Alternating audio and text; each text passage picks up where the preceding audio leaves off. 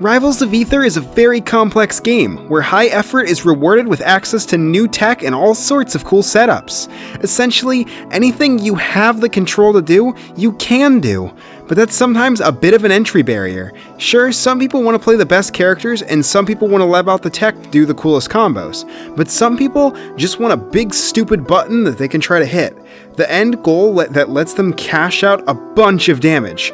And of course, Rivals has its fair share of heavy hitters in the base game, but the workshop has a bunch of characters built solely around landing their funny button, and I'd love to talk about them. As always, I have some honorable mentions to talk about first. First, I want to talk about big attacks that you could reasonably land in a normal workshop match. That means no cheap characters that always do big damage, and no buddies like final smashes. I also am looking for characters that have to build up to their big tool. While stuff like the Wally Buster and Bird Guy's Yug Drip are amazing, there isn't really any setup to getting them. I was debating about whether Purloin's Covet fit here, as while the move itself is just a small hitbox you can land whenever, you do have to work to secure your reward of taking 2 stocks from the opponent. But it's not really the move doing the work, rather just enabling it. It's still super cool though. And lastly, I wanted to mention Steve's secret Lucky Block chest, activated by emptying the item pool. These items are incredibly powerful and super cool, so going for them is always fun, but they are more utilities rather than attacks, so it didn't feel right putting them here. All that out of the way, let's get to the main list. Probably one of the oldest and most notable attacks of this type comes from Huponia's NA. On their own, NA is both known for being a tricky powerhouse with both strong attacks up close and having an amazing trapping game. This trapping game also has a powerful payoff, however. NA's down special slowly charges a timer of some sort.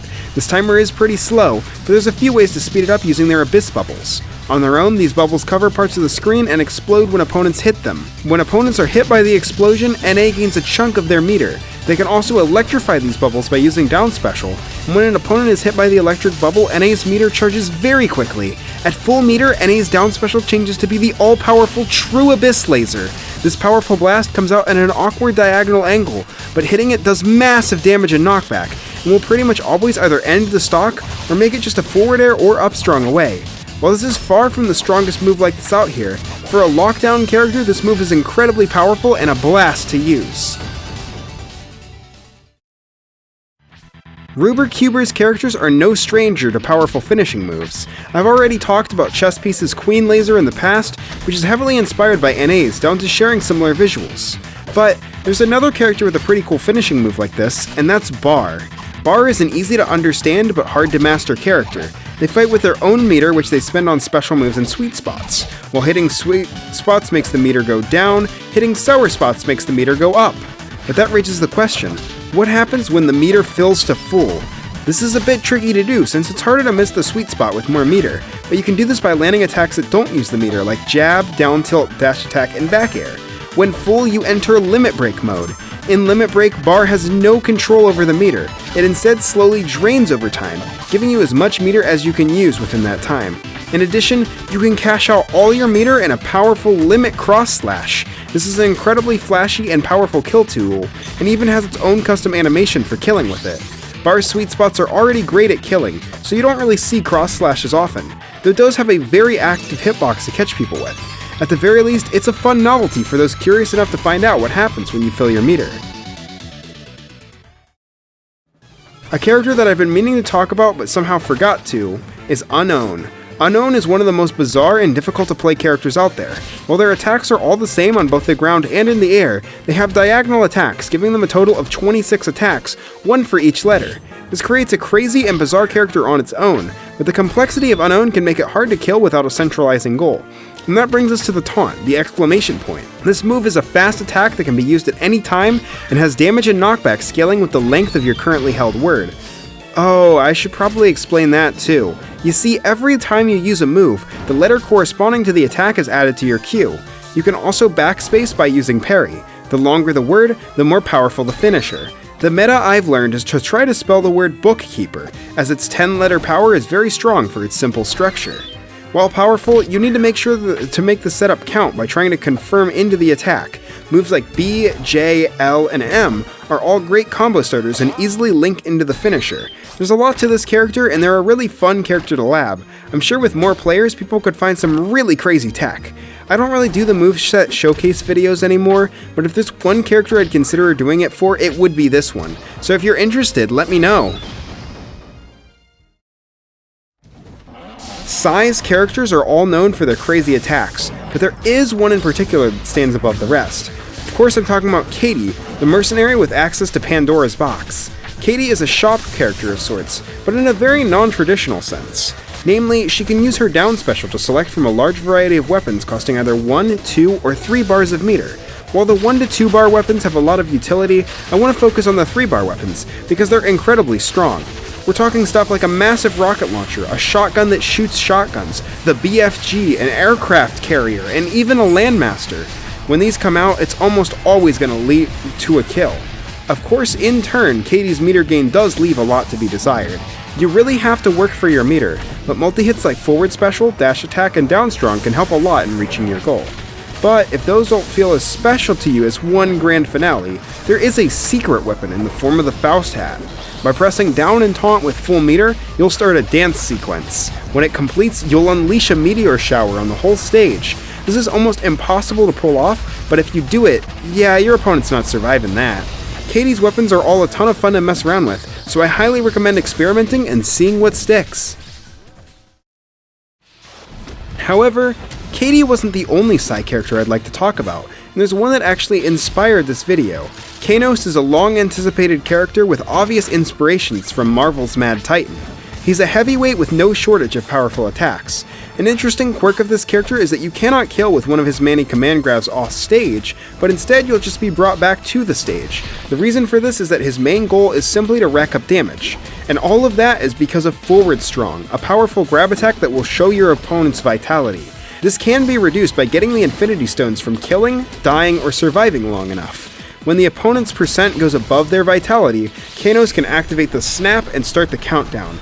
The opponent has about 10 seconds before they instantly die, and while there's no way to stop it once it's started, they do have a chance to fight back and potentially get revenge. The idea of a delayed instant kill is really interesting to me, and it's not something I've really seen done before. Of course, Kanos doesn't have to rely on it either with other strong attacks, but the option to hit someone with this move is always nice, and feels super satisfying to land. For the next entries, I have a bit of a lightning round, because I want to talk about 3 characters that share the same basic move, but use it in different ways. Probably one of the most iconic moves in casual Smash is Hero's Magic Burst, a gigantic attack that covers most of the screen and can kill absurdly quickly, but comes with the caveat that it uses all of your resources to perform.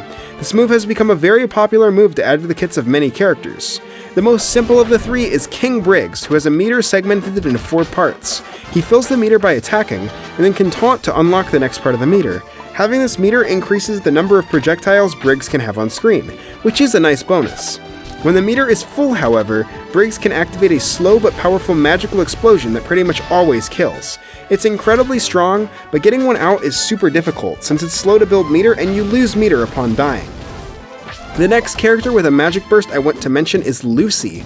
Lucy is a magical gambler with some very interesting tricks. For example, her neutral special throws a card that does exactly 1 damage. I'm sure that sounds underwhelming, but Lucy is a character that needs that precision. You see, her magic burst is locked behind a rousing game of blackjack.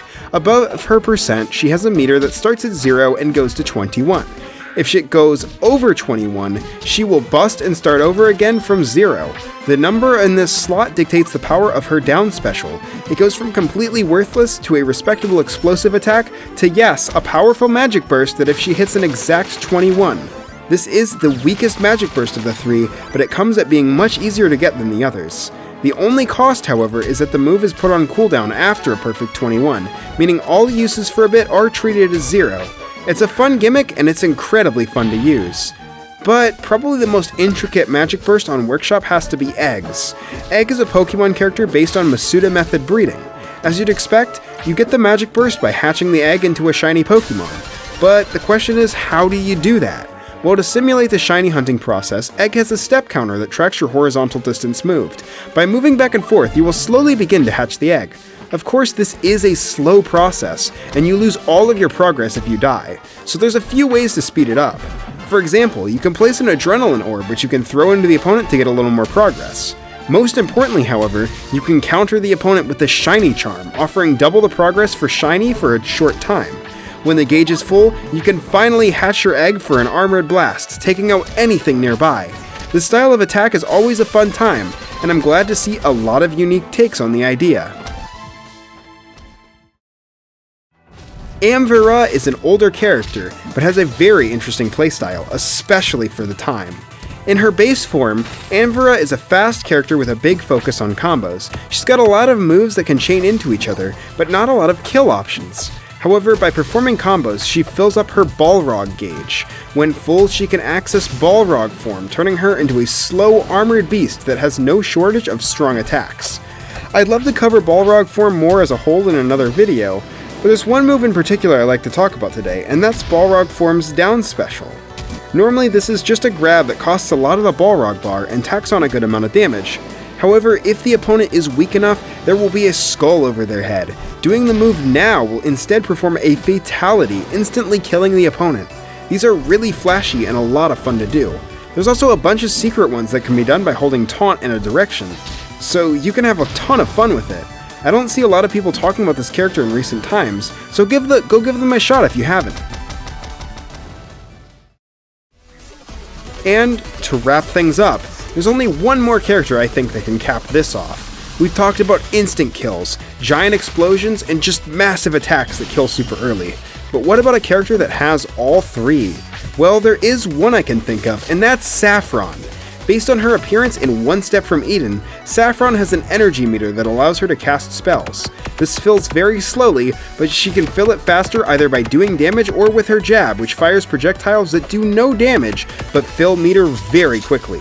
When you finally build up meter, you can spend it on all sorts of powerful attacks. On the cheaper end, you have simple projectiles like fireballs and lightning strikes, but the more expensive abilities, now those are crazy!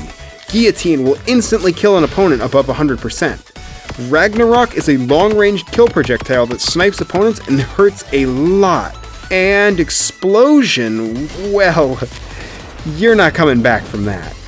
And that's just the tip of the iceberg on Saffron's kit. She's got a ton of fun tools like a charge shot, a spiking projectile, some fantastic juggles, and so much more.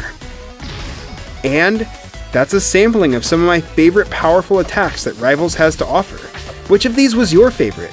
Do you have any others you like? Be sure to let me know in the comments. With all that said, thank you for watching.